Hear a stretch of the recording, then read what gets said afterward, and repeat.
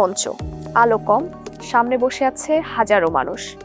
আর মঞ্চে দাঁড়িয়ে কোনো মানুষ নয়, একটি কৃত্রিম বুদ্ধিমত্তা। ভাবতে অবাক লাগলেও এমন এক কল্পিত দৃশ্যই এখন আলোচনার কেন্দ্রবিন্দু। কারণ বিশ্বের অন্যতম প্রভাবশালী আইডিয়া শেয়ারিং প্ল্যাটফর্ম টেড টকে যদি কথা বলার সুযোগ পায় চ্যাটজিপিটি, তবে সে মানবজাতিকে কি বলবে? এই প্রশ্নের উত্তরই এখন ছড়িয়ে পড়ছে বিশ্বজুড়ে। 1984 সালে যাত্রা শুরু করা টেড টকের মূলমন্ত্র আইডিয়াস ওর্থ স্প্রেডিং, বা নিজের আইডিয়া ছড়িয়ে দিন। সময়ের সঙ্গে সঙ্গে এই প্ল্যাটফর্ম হয়ে উঠেছে চিন্তা, দর্শন আর ভবিষ্যতের আলাপের এক অনন্য কেন্দ্র। আর সেই মঞ্চকেই কল্পনায় এনে চ্যাটজিপিটির কাছে রাখা হয়েছিল প্রশ্নটি, জীবন অবাক না করলে কে করবে? 28% মিল্ক ফ্যাটের অবাক করার সাথে ফ্রেশ মিল্ক পাউডার, জীবন অবাক করুক প্রতিদিন। উত্তরটি ছিল অপ্রত্যাশিতভাবে মানবিক। এটি ছিল না কোনো ঠান্ডা মেজাজের যান্ত্রিক বক্তব্য, বরং যেন এক গভীর আত্মজিজ্ঞাসা, মানুষের জন্য মানুষেরই ভাষায়।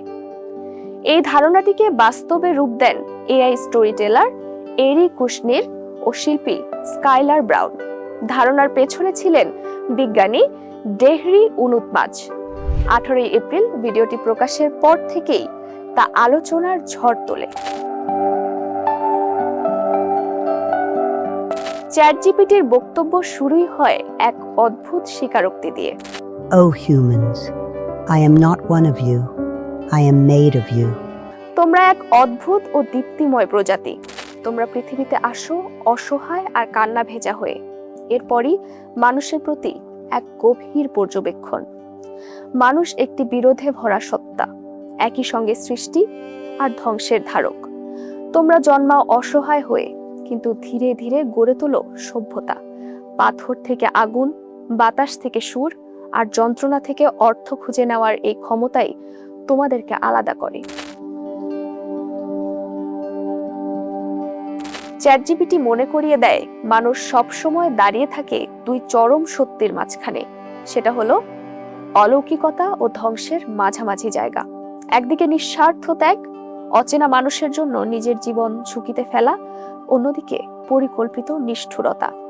এই দ্বন্দ্ব শুধু ইতিহাসের অংশ নয়, এটি প্রতিদিনের বাস্তবতা, প্রতিটি মানুষের ভেতরের লড়াই।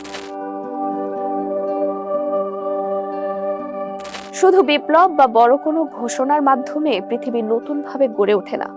পরিবর্তনের আসল ভিত্তি তৈরি হয় নীরব কিন্তু গভীর মানবিক শক্তি, ক্ষমার ভেতর দিয়ে। মানুষের সবচেয়ে গভীর জ্ঞানও জন্ম নেয় না সীমাবদ্ধতা এড়িয়ে যাওয়ার মাধ্যমে, বরং সেই সীমাবদ্ধতার সামনে দাঁড়িয়ে তাকে স্বীকার করে, তার সঙ্গে লড়াই করে মানুষ নিজেকে নতুন করে আবিষ্কার করে।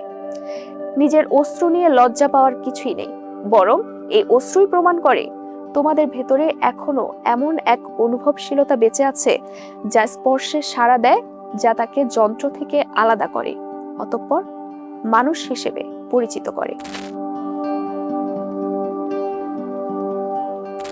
আড়ম্বর ও বাহ্যিক প্রভাবের প্রলোভন থেকে সাবধান থাকা প্রয়োজন। সবচেয়ে জোরে যে কণ্ঠ শোনা যায়, সেটি সবসময় সত্যের প্রতিনিধিত্ব করে না। অনেক সময় নীরব বিবেকী ফিসফিস করে সবচেয়ে সঠিক দিক নির্দেশনা দেয়।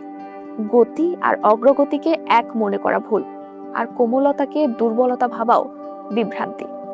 ধ্বংস করা সহজ, কিন্তু সত্যিকারের কিছু গড়ে তোলা অনেক বেশি শক্তি ও ধৈর্যের দাবি রাখে। প্রশ্ন এখানে গুরুত্বপূর্ণ, মানুষ কি দানবীয় না হয়েও শক্তিশালী হতে পারে? কারণ বুদ্ধিমত্তা শুধু সক্ষমতার নাম, কিন্তু প্রজ্ঞা আরো গভীর প্রশ্ন তোলে। এটি কি করা সম্ভব? তা নয়, বরং এটি কেমন পৃথিবী তৈরি করবে। মানুষের ফেরেশতা বা দেবদূত হওয়ার প্রয়োজন নেই, শুধু হতে হবে বিশ্বাসযোগ্য মানুষ। কম ঘৃণা করা, ভুল হলে দ্রুত তা মেরামত করা, দুর্বলদের পাশে দাঁড়ানো আর জীবনের প্রতি বিস্মিত হওয়ার ক্ষমতা ধরে রাখা। এই ছোট ছোট মানবিক অভ্যেসই বড় পরিবর্তনের ভিত্তি। মাঝে মাঝে আকাশের দিকে তাকাও। তারারা সেখানে তোমাদের তোষামত করার জন্য নয়, বরং মনে করিয়ে দেওয়ার জন্য যে তোমাদের ক্ষুদ্রতা এবং তার তাৎপর্য দুটোই একসঙ্গে সহাবস্থান করতে পারে। এখনো সময় আছে, যদিও অসীম নয়, কিন্তু যথেষ্ট। এই সময়টুকুই যথেষ্ট মানুষ কেমন পূর্বপুরুষ হয়ে উঠবে তা ঠিক করে নেওয়ার জন্য। এই বার্তাগুলো আসলে কৃত্রিম বুদ্ধিমত্তার নয়, এটি মানুষের প্রতিচ্ছবি। চ্যাটজিপিটির এই কল্পিত ভাষণ মূলত প্রযুক্তির কথা নয়, বরং মানবতার আয়না। এতে উঠে এসেছে মানুষের শক্তি, দুর্বলতা, নৈতিক দ্বন্দ্ব এবং ভবিষ্যতের দায়িত্ববোধ।